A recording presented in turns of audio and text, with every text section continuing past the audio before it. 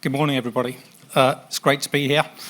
A week later than we thought it was going to be, and I'd just like to start, before I go into my presentation, just thank you very much to John Garton for organising our Jersey Farming Conference again this year.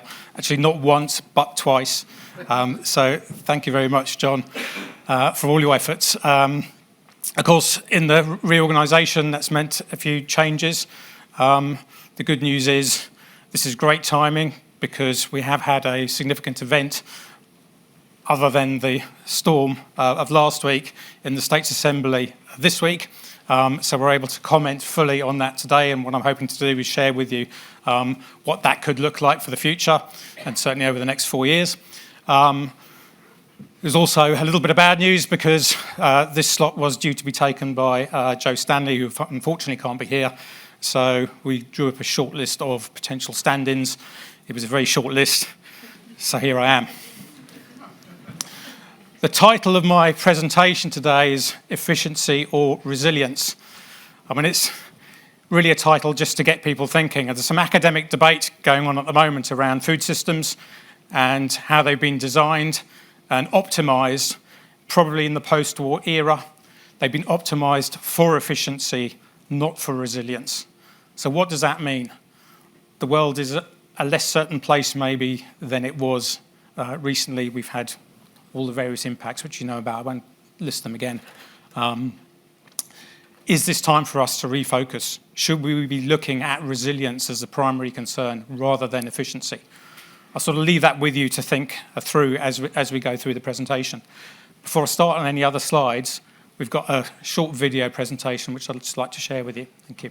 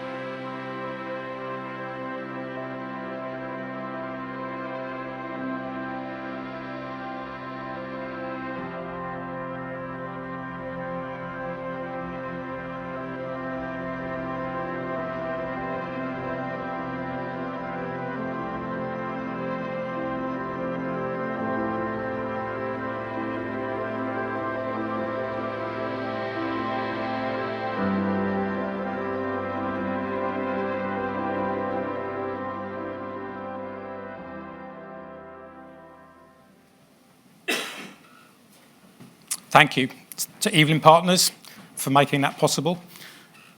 There's been some discussion already this morning about PR marketing. I guess we could say that this is one of our attempts to do better PR, better marketing for the industry, and for what all those good people and the rest of you, who, apologies if you weren't included, are also doing to make sure that farming remains at the centre of island life. What's incredible, looking just through that brief selection of producers, is the diversity that we have in our rural economy. That diversity is important, and that is key to our resilience. And if ever there are a group of people who are resilient, I would suggest that farmers who remain farming are probably the most resilient people amongst our population today. So well done to all of you. So I'm going to talk today a little bit about shaping our future vision for Jersey farming. We know that this week we've got some extra budget which is going to help us on this journey. And now, to some extent, the work has only just begun. So how are we going to do that? So as we go through, I just thought I'd start by posing a few questions which you can ask yourselves as we go along. The concept of public money for public goods, what does that mean? I'll share with you where we are with it at the moment. The position of government and community support, how does that fit in? Is it necessary? Is it something that we really need to be doing? I think it is. How are we going to do that? We're going to consider it in the macroeconomic and the local context. Yes, we're an island, and islands tend to be isolated, but our food system works in a much broader scale, and we, in our geographic zone, our food system is fully integrated into that zone. There are some complexities with that which we need to understand. And what are we looking to do? Are we looking to optimise efficiency or resilience? Can we spark an agricultural revival? Are we on the verge of that? Let's just start by looking a little bit at where we are today. And I'm going to focus on government's interventions and integration with the farming community over the last 2 or 3 years throughout all these slides. In 2022, we published the Economic Framework for the Rural Environment. This provides a clear pathway to establish and deliver and measure a range of projects and interventions to enable the sector to adapt, evolve, thrive. That document didn't arrive by accident. It took 2 years of consultation with the industry. Many of you were involved in that process. So thank you again for that input. What we've created is something that's been created collectively. I'm pleased to say that as a report, it isn't, as it was never intended to be, something that's just put on the shelf and sits there for 5 years without being referred to. So I want to reassure you that from our side in government, and you might not hear very much from us frequently on this, but the framework is doing exactly what it was intended to do. It's a dynamic policy tool. And by that I mean we're constantly looking across the 56 components of that particular framework and seeing which we need to adapt and change to make sure that we're keeping up with the challenges that are thrown at us. I don't think government's got a particularly good reputation when it comes to change. And perhaps some people think that farming also is a bit impervious to change. But again, I don't know any part of the community that's better adapted to change than the farming community. A community that on a daily basis has to deal with the weather. And you don't need me to tell you how challenging that could be. And in managing change, you are always having to factor the impacts of the weather, its impact on the climate, on your soil, on the crops, on your livestock. It's a dynamic environment. You are designed to manage change probably better than most other members of the community. So our policy framework that we've developed is also designed to manage change in a way that we can keep up with whatever challenges are thrown at us. Broadly speaking, we've defined 5 policy areas: governance, support, managing our land and ecosystem, communications and marketing is here, and a range of interventions on rural development.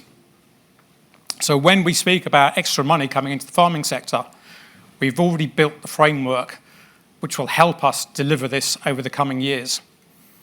And that's something that we've been actively working with you on for the last 2 or 3 years. One of the central policies of that framework is, of course, the Rural Support Scheme. And this we quite substantially updated in 2023, as you'll be aware. This update led us to create a credit-based reward system for farming activity. This was our recognition of public goods. Again, you can self-reflect on, have we achieved that? How are we achieving that? How can we further improve that? These goods are then rewarded with a payment. It's a payment for goods and services. I remember standing here last year announcing the end of farming subsidies and getting a few quizzical looks about it. That's because we wanted to ban the word subsidy. It's really not helpful in this context. We need to recognise that the delivery of these public goods has a value. The reward, the payment, is a very justified value. It's not a handout. And even that even worse phrase is hand up. We're not using those terms any longer. It's a payment for the value of those goods. The Rural Support Scheme is also updated so that we can enable what we've termed scaled interventions. It's a scheme that's been designed to help a business that manages thousands of OGs with hundreds of employees and simultaneously a one-person operation growing crops by the square metre who feeds that into the local market. So So the scheme is adaptable to help everybody. Through that, we can encourage diversity. Through that, the scheme is accessible and fair. And it's about enabling positive change. It isn't saying agriculture is set in stone and cannot change. Of course it has to change. And we're able to design interventions which reward that change, drive that change, and make sure that we're all doing it in a manner which is coordinated. We then focus on outcomes. Those outcomes are measured. We have evidence. We can build on this year on year to carry on improving the system. And what are those outcomes? It's environmental enhancement. It's investment in socio-economics, investment in our people, our culture, our heritage, all the things that we hold dear. So just a little recap on 2023, on the support scheme that we delivered, and some of those metrics and outcomes that we're starting to measure. We can't yet give you year-by-year analysis, but that will be our intention going forward. Just as a very broad level summary, we've enhanced payments this year to 3.7 million. That was from 2.4 last year. We've supported 65 rural businesses from 44 last year. We have an ambition to reach 80 next year. As officers, we've tried to reach out to industry this year to gather in some businesses that we knew were important parts of our rural economy that had slipped off the scheme for one reason or another, and we're trying to get them back in, and we're going to carry on that process next year. So please approach us if you're in the business, in the rural economy, and you're not on the scheme. You know where we are. Come and find us if we don't find you first. We've seen 8 startup enterprises come onto the scheme in 2023. I think that's a significant success given the challenges that we know exist.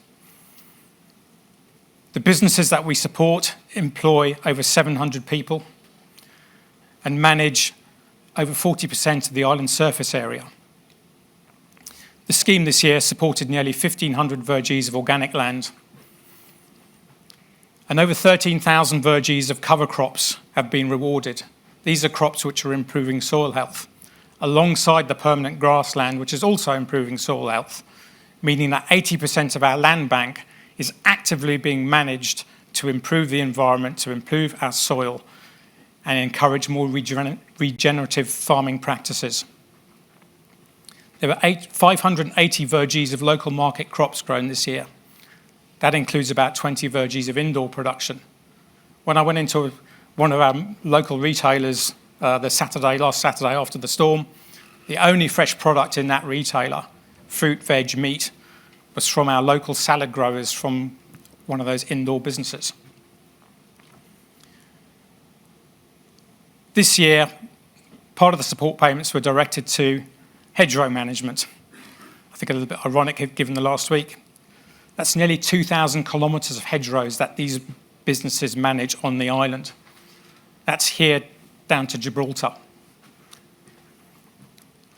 They don't manage themselves. And in fact, if you think of what's happened in the last week, there's a tremendous amount of work and costs that's going to be involved in remedying the damage that's been done between here and Gibraltar. So it doesn't happen without investment, without money, without effort. And I think it's only right that actually government community is a part of that process in terms of funding that effort. In addition to that, in 2023, we also support project investments with grant support, 44 to date. Some projects have still got to be rolled out between now and the end of the year.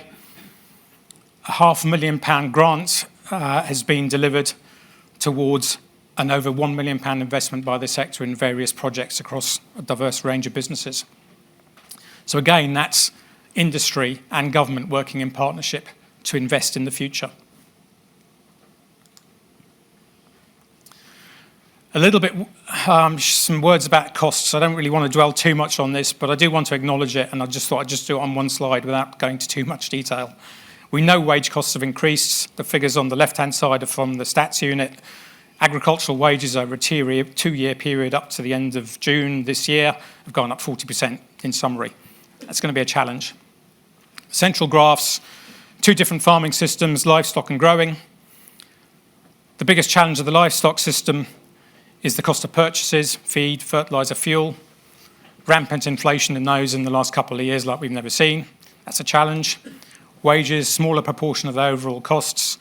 The increasing minimum wage, still a challenge, but not as much as for the growing sector, with over 40% of their costs on wages.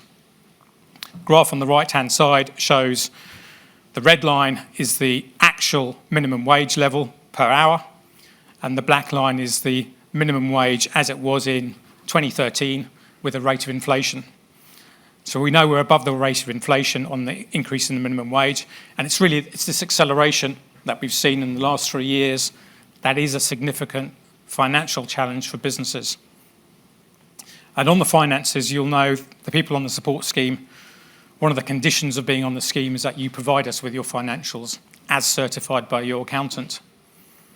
So when we have Deputy Luce standing up in the States and saying that the industry is on the proverbial knife edge, we can confirm with the evidence that is true. This isn't farmers crying wolf. We have been in a situation where the industry truly is on a knife edge, and we have the numbers to prove it. I just want to consider briefly funding for agriculture in a slightly broader context, as I mentioned earlier, our food system operates in an integrated system. Most of the food we consume on the island is imported from areas which subsidise their production. Use that word, wrong word. And actually most of what we produce is exported. So we have this interchange. So we're not immune from the policies that neighbouring jurisdictions implement. And we're in changing times in this area. If I look first of all at the Common Agriculture Policy, in 2023, for the first time in a generation, nation states are taking on responsibility for supporting their farming industries. The pan-European Common Agriculture Policy has been split out into 28 separate Common Agriculture Policy strategic plans, funded centrally by Europe, but in addition, this year, by nation states. The level of funding to support these initiatives is increasing, not diminishing. It's increasing because all of these communities recognise food resilience, food security is important. It's crucial. In the UK, a slight contrast, they've been working on their sustainable incentive, farming incentive scheme for the last 7 years. I think they started the process in 2016. It was delivered in 2023. All of the support geared to environmental enhancement. I was talking to a couple of delegates earlier who've come over from the UK. In the UK, there are land tracts being taken out of agriculture, put into environmental schemes, and there's no food being produced in those areas. I think there's some serious questions around UK policy, and actually they might have to change track in the not too distant future if climate change, global political instability, and all these other challenges keep on occurring. Fundamentally with these things, as far as we're concerned, we need to remember that these food systems are supported by public money. And you may have heard me say this before, but if we don't do the same thing in Jersey, we cannot expect our local businesses to compete. Simple as. Why is this important? You've already seen this photograph, actually, and as Peter said, this was taken in August. Not in the middle of winter, not the day before a storm hits or the weekend after the storm was hit, but August. And this sort of thing's happening more often. And actually, the game changer this year is we don't have local suppliers currently who can fill these shells on the days when the boat doesn't come in enough quantity. So that's one of our aspirations, is how we build that capacity as a community to make sure that we have food on these shelves. Not only when the boat doesn't come in, but actually all the time. How do we communicate that to our population of local consumers that they can access that food and that they actually want to buy that food? So we've got some work to do. In the UK at the moment, say there's a debate raging around food resilience and systems. And I picked up this quote that was shared with me a couple of weeks ago from Professor Alan Jones. It's a UK think tank. looking at the risk of civil unrest due to food shortages over a sort of 50-year horizon, and trying to realise sort of how likely is that. And actually their conclusion was it's pretty likely, so we need to do something about this. In the last 2 or 3 years, I've sort of looked around some of the academic literature in this area, and this is the best set of words I've found to describe actually what we've just put in place with our economic frameworks, our rural development programme, and the support scheme we've built. I'll read it out. Government agencies, as well as business, must explore and fund options to increase the resilience of the food system, including ecosystem restoration and management, storage and distribution, working conditions, sustainable farming practices, consumer engagement, as well as tackling food poverty and mitigating climate change. If I refer you back to the framework which I introduced a couple of slides ago, that's exactly what all the frameworks of all the components of that framework are designed to address, all of these issues. So the good news is we have the tools that we need to make a difference. The challenge has been, do we have the budget? Now, I've been presenting this graph to industry for some time now. It's a few years. And it's the first time I'm actually able to do it with a proper smile on my face because we've made a bit of progress. So thank you.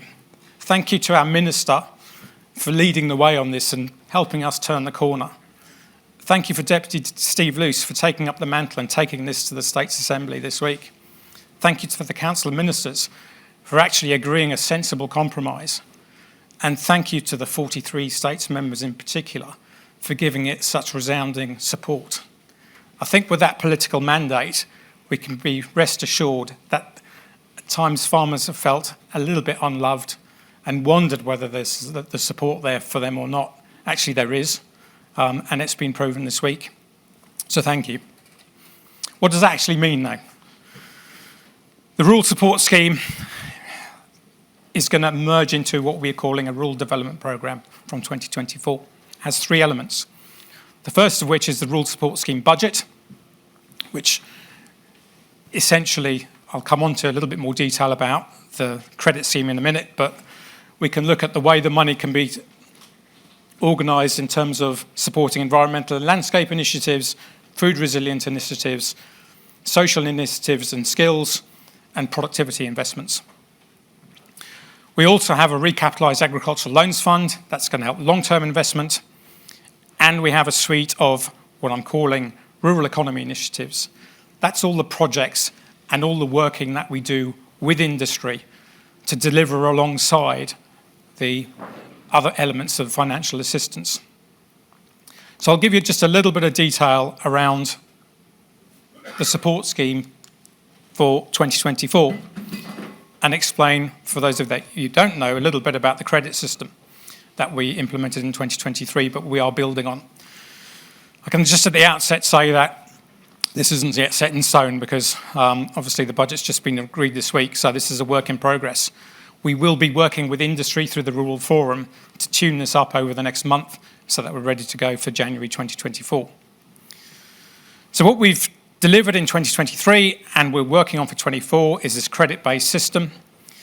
3 tiers, the first of which is based on accreditation standards. So we award credits to each business for attaining any one of these standards. The first 4 really relate to food resilience items. So we've got things like Red Tractor, which is standards for the way that farms operate. SALSA, which is safe approved local supply, it's a food standard. Leaf Mark and organic standards, so there are environmental initiatives. Leaf Mark and the organic standard, but in particular Leaf Mark, remains one of the cornerstone policies of our support scheme. So for businesses to access the scheme, they must either have Leaf Mark membership if they're new onto the scheme, or certification if they've been on the scheme 2 years or more, or have the organic standard. In that way, we make sure that they're operating to the right level of professionalism and have sustainable farming at the heart of their management practices.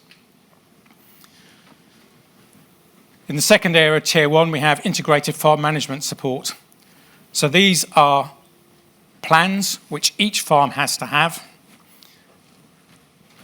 They dovetail with the leaf mark standard or the organic standard, and we reward each farm's credits for having plans to manage nutrients, manage waste, manage soil, water, and so on. That's tier 1 of the scheme. Whether you're a business managing 10,000 vergees or whether you've got a 2 vergee smallholding, you can still attain the same amount of credits. In that way, we're getting scalability in our system so that the support we deliver effectively helps the really small scale guys on this level on tier 1 at a higher rate than perhaps the larger businesses.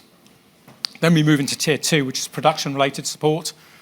This is a headage payment per animal, and here a payment per vergee.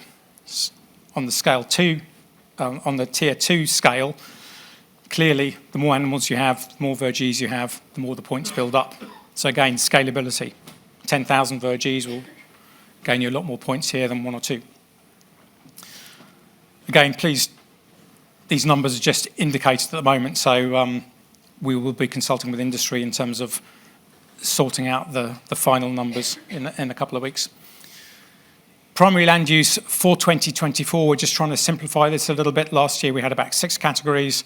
This year we've moved some of the categories into the tier 3. I'll explain that in a second. So really we're looking at cultivated land, managed land, so that's land that traditionally isn't cultivated, could be woodland, could be coastal land, could be wet meadows, regenerative land. So this is cultivated but actually isn't being ploughed up, and the focus on here is improving soil health. So just 3 categories in the primary land use, and as per this year, it can't be traded. There is only 1 primary land user for each field for each year. It's an official designation, and we'll try and simplify the rules this year in terms of the way that primary land user is designated. That'll be explained in the packs that we send out when the scheme is launched. On tier 3, rural initiatives. So we're building in some new elements here, potentially. Eat Safe Jersey, so we're trying to dovetail with some of the other work that government colleagues do. We know that there are a number of businesses who provide food directly to consumers who are on the scheme, so we want to reward that. Rewards for genuine Jersey membership. We really want to start again telling the story about local produce and strengthen our PR presence on the island. So we're going to do that with Genuine Jersey. So we're trying to encourage membership, make more of that. Great Taste Awards. We're aware a number of businesses have attained Great Taste Awards. There's been some suggestions that we should be a Great Taste Island. We have our hospitality sector promoting a delicious campaign for Jersey produce. So let's make some noise about this. Let's see how, again, we can encourage that activity. So we're looking to reward the businesses that take the time and effort to take these measures. Then some social elements, so rewarding farm open days, public engagement. The staff elements, a little bit more simplified from what we had last year, and that helps businesses invest in their people, staff and training. Rewards for apprentices and young farmer incentives. Let's get young people back onto the land, back engaged with these industries, and again, some rewards in that area. And then into land management. So extra incentives for organic production. We recognise its benefits. Extra incentives for locally produced forage crops to try and reduce the need to import as much feed as we do. Extra incentives for what we've called reduced food miles. That's local crops for local people. So that's on an intensive market gardening scale per square metre. That's for the really micro businesses that are delivering great value to local consumers. We want to help that. Protected cropping, glasshouse, tunnels, and reduced food miles. So that's the 580-something vergees that we have of outdoor crops. And again, by incentivising that activity, we can make those crops more competitive in our local market. Cover crops, we've actually tried to split that out a little bit this year. We recognise there are different cover crops for different jobs. There's soil improvement. There's also crops grown specifically for biodiversity and biocontrol. They cost more. There is no direct economic payback, but there's an environmental payback which we think is worth extra incentives. So we're building that into the scheme. Managed hedgerows, similar to last year. Managed public paths. We're aware that there are public paths. Public access is an issue, and again, we want to help with that. And wildlife ponds. This is a start. We'll be working with the Rural Forum further on this over the next few weeks so that we're ready to go for the beginning of 2024. A little bit of admin. What does the application process look like? We'll send out the packs as we normally do at the end of December. The scheme will open on the 1st of January. It remains open till the 30th of September. You can apply any time between that period. You will receive an application form. That's our list of terms and conditions. You will receive your land declaration. For those of you on electronic format, this is in a spreadsheet format. You get the list of last year's fields with all the cropping pattern filled in. You tell us what you're doing this year. You send it back. We're trying to make it easy. You'll get your agricultural return. 2 pages now as opposed to the 20 it used to be. Fill that in, send it back. Myself or my team, Catherine and Amanda now, who's joined us, we'll turn it around as quick as we can. I think we're saying at the moment 30 days, dependent on Treasury payment systems. I won't say any more on that. For new enterprises, please contact us. And as I say, if you don't find us, well, we're going to be looking for you. So we'll see how that goes. For new businesses who come on the scheme, so we're really trying to help. So we try and facilitate that process and make it as easy as we can.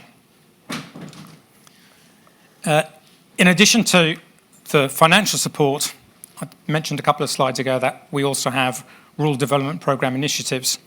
So these are the projects that we have that are articulated in the framework that we run alongside the financial interventions. We're clear here, such are the challenges that industry faces. It's not just the financial support that's going to make the difference. It's not just the return from the marketplace. It's not just businesses becoming more productive. It's also the things that we can coordinate alongside industry, the projects that we can run simultaneously to deliver the outcomes that we're looking for. The Rural Forum, I've mentioned once or twice already. That's already set up and running. That's industry representatives and the Minister sitting down regularly, communicating about the issues of the day and what we need to be doing. It also becomes the forum in which it's the oversight committee, really, for the delivery of the components of our framework and the rural support scheme. Land Data Platform is an initiative which we started earlier on this year. That's how we collect the data and evidence for all of these schemes and the various other projects that we're working on. You'll hear this afternoon about a carbon project, which Doug is going to talk about. We want to integrate that data, so we're collecting the evidence so that when we stand up and we need to justify, which we're going to have to do, the interventions and the support and the investment that government are making in the industry, it needs to be justified, it needs to be evidenced. We've built the mechanisms to collect that evidence and report back on the outcomes. Jersey Rural Brand Management, Peter mentioned that earlier. That's a group that we set up last year to get better value out of the Jersey Rural brand. We're working with industry very closely on that and will continue to do so. Similarly, local market farmer pathways. How do we get that local produce from the farm to the consumer? We've been talking to retailers, we've been talking to producers, we've been talking to IT developers, coming up with ways in which we can actually bring those things together to make sure that we get that local produce onto local plates. Of course, that needs promotion and marketing support, so we're working on that. We're working through Farm Jersey and John Garton. Again, the project is identified in the framework. There's more work to do on that, which we will continue in 2024. We're still working on encouraging diversity and alternative products. We've got the project on carbon neutral agriculture, which you'll hear about. That started this year with Trinity AgTech, an element that's contained in our support scheme, getting farmers signing up to independent verifications of their carbon emissions. We've got some baseline data for the first time. We carry on building on that, working on that to give us a pathway to carbon neutral agriculture in the future. We've got a project on skills and training. Jess is going to talk to you about that in a minute. And we've got a project on regen gathering, on regenerative farming, which you'll see a video in a moment. Before that, in closure, Our Jersey food and farming system. I said at the start, should we be optimising for efficiency or resilience? I've been pondering this. And actually the thought occurred, we've got an example of probably our primary, sorry potato growers, our primary icon of island farming life. A breed of cattle developed over generations for efficiency and resilience. That's what we need. That's the finest example of efficiency and resilience in a farming system you will ever come across.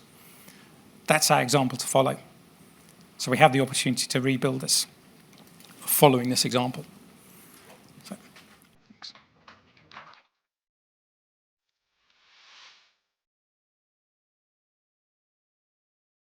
Regen gathering is about bringing people together across all parts of the food system and putting farmers at the centre of the discussion.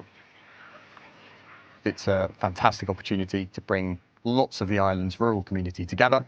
For us to really open up and discuss the principles of food production.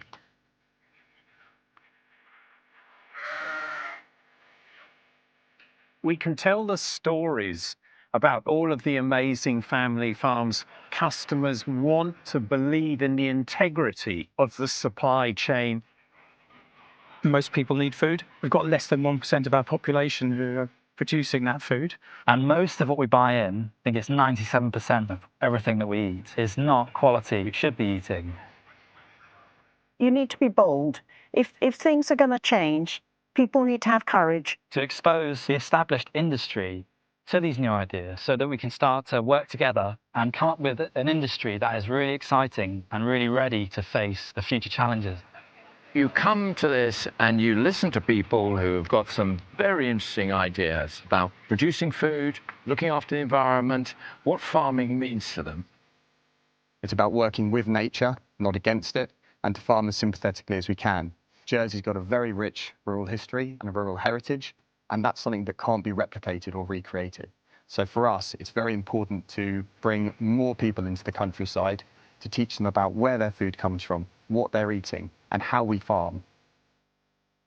It's an invigorating conversation which modern, go-ahead, dedicated farmers need to engage in.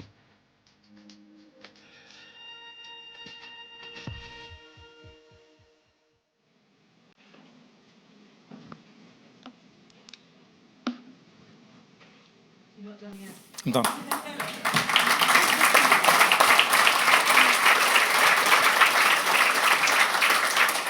Thank you so much, John. I've got a lot of questions for you. Do you think we can kind of quick fire through as many as we possibly can? Starting with this from Amanda, rather than focus on how we can increase resilience, should we not be changing the systems that have in some part caused our vulnerability? Yes. Thanks. Any more than that? I mean, that was very quick. Sorry. Yes, I think we should. And again, that's why we've designed frameworks which are ready to adapt to change, and how we need to work and think differently. Next one, local food security is being talked about here versus security and diversity versus increased exports using economies of scale and use of land for growing non-food crops. What is the rural economy's focus at the moment, and might it be clearer? Yes, I think it can be clearer, and that's where we've got a job to do in terms of our PR and communication, not only industry but government. Our view is, I guess we've been fighting so many fires. Our view has been that we want to sustain the level of economic activity that we have, and we haven't really as yet had the opportunity to really encourage and invest in the diversity that we're going to need to see. We're now in a place where we can do that. So again, it's about working together to bring that about. Ultimately, farming is still a business. It still needs to stack up from a financial perspective.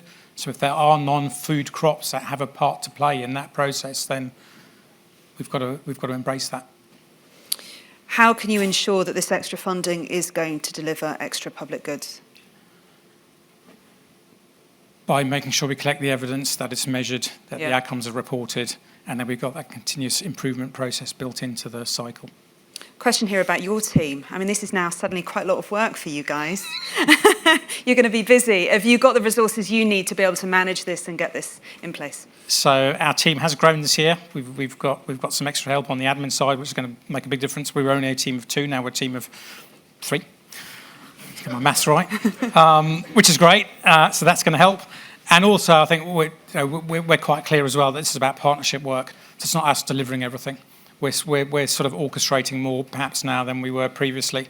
So help with a range of people, whether it's in PR or whether it's in people helping on the soil side and some of the science side. It's actually it's that team effort. It's building that team out.